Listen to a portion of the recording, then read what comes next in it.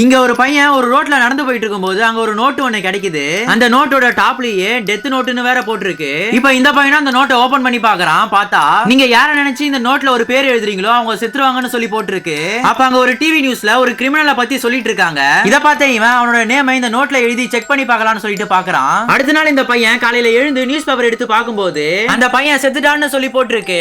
இப்ப இந்த பையனும் அதை சீரியஸா எடுத்துக்காம எதர்ச்சியா தான் நடந்திருக்கும்னு சொல்லி நினைக்கிறான். ஒரு நாள் நைட் இந்த பையன் ரோட்ல நடந்து போயிட்டு இருக்கும்போது இவன் கிட்ட ஆல்ரெடி பிரச்சனை பண்ண ஒரு 3 பசங்க அங்க வந்துடுறாங்க. இப்ப இந்த பையனும் இந்த நோட்டை இப்பதான் செக் பண்ணி பார்க்கிறதுக்கு கரெக்டான சான்ஸ்னு சொல்லிட்டு அவனுங்க 3 பேர்ல ஒருத்தனுடைய பேரை மட்டும் எழுதி அவன் ஹார்ட் அட்டாக்ல செத்து போயிடணும்னு சொல்லிட்டு எழுதிடுறான். இவன் எழுதின அடுத்த செகண்டே அந்த பையனுக்கு ஹார்ட் அட்டாக் வந்து அங்கேயே இறந்து போயிடுறான். இதை இந்த பையன் பார்த்ததுக்கு அப்புறம் தான் இந்த நோட்டவே அவன் நம்ப ஆரம்பிக்கிறான். அப்ப அங்க பேய் மாதிரி ஒருத்தர் வெளியே வந்து இந்த நோட் புக்கை யார் வச்சிருக்காங்களோ அவங்க கண்ணுக்கு மட்டும் தான் தெரியும்னு சொல்லிட்டு அந்த பையன் கூடயே ஃப்ரெண்ட் ஆயிடுறாரு. அதுக்கப்புறமா இந்த பையன் அந்த ஊர்ல யாரு தப்பு பண்ணாலுமே அவனை ஈஸியா சாகடிச்சிடுறான்.